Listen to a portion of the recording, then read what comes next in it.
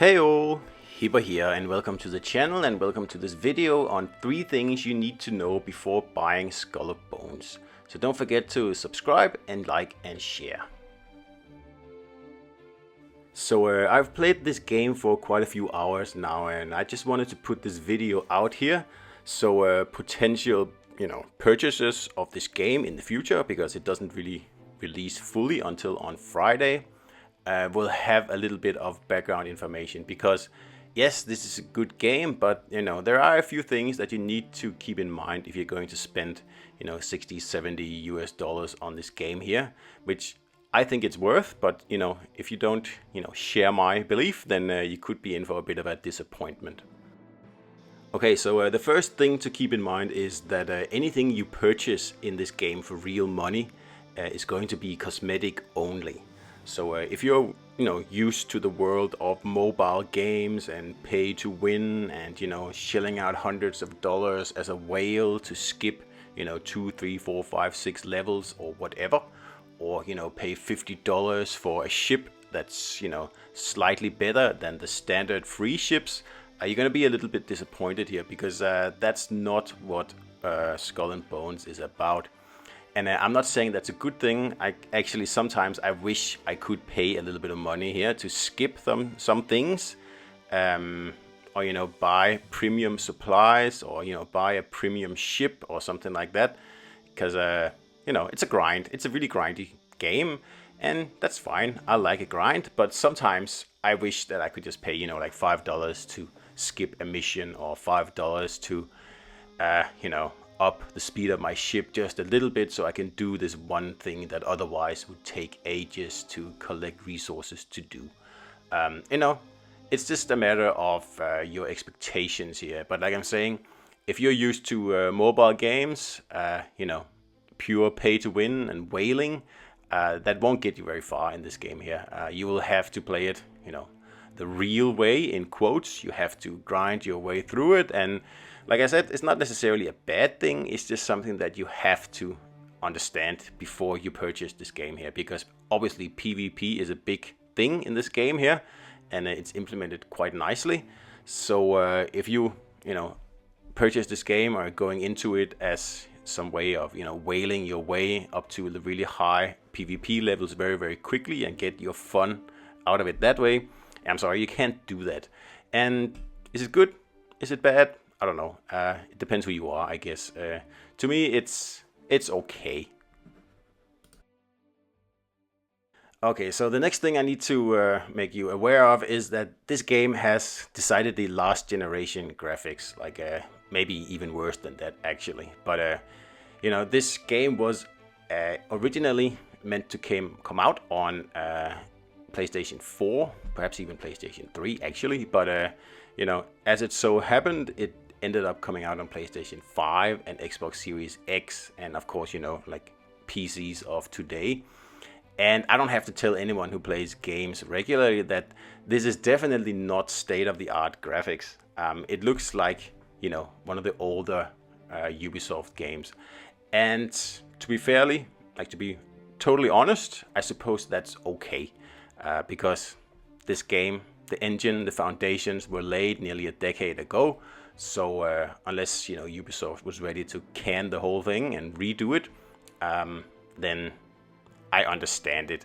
And personally, I accept it. I don't have to have every game to be a Horizon Zero Dawn or anything like that.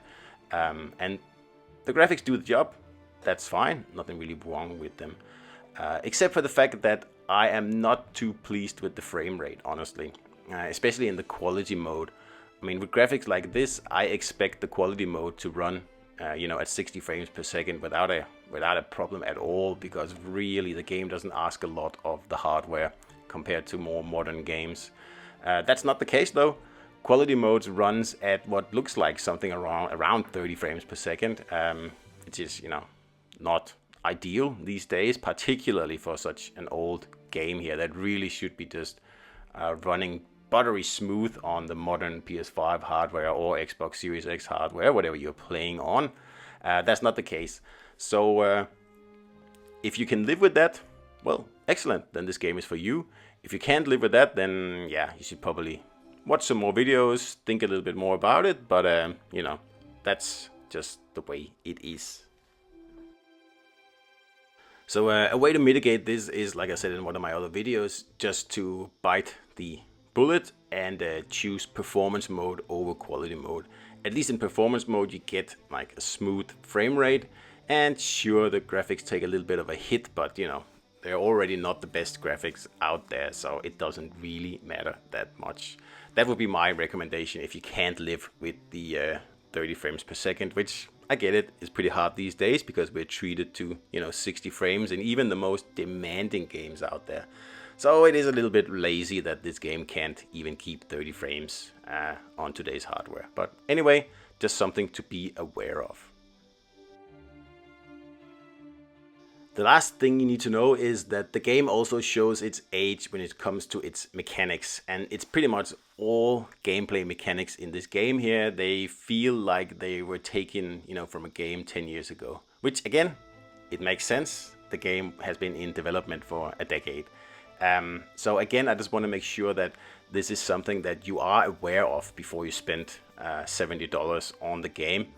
If you are expecting, modern, smooth, UI and interaction with the game world, and less clickety click and less, actually actively making decisions, then you will be disappointed again. And part of it is not completely because the game is, old.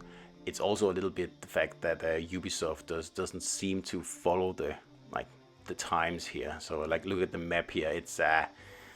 It's something that you would see on, I suppose, PlayStation 2, really.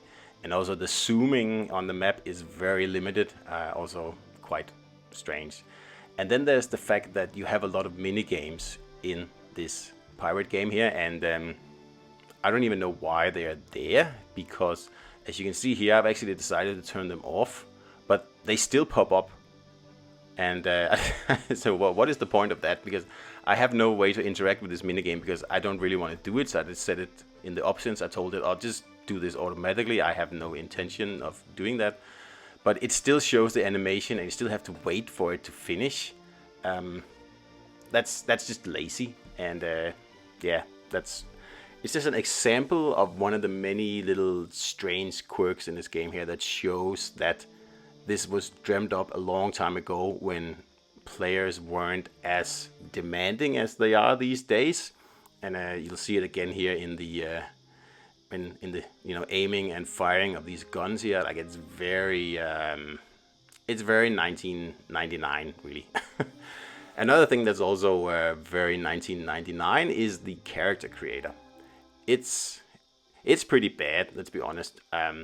Especially when you compare it to something like even Skyrim had a better character creator than this one here. And yes, I realize this is not really about characters, it's more about ships. But, your pirate is, you, and you would obviously want to, make them look the way you want. And it is fairly limited.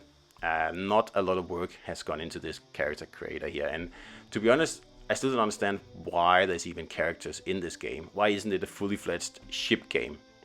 Where you just, you dock at a port and everything is done in menus instead of running around on the island. It doesn't really make much sense to me. That's another thing. Well, that's actually one of my biggest criticisms with this game here, is that they should have just stuck to ships. Just, keep it a ship game and everybody's happy.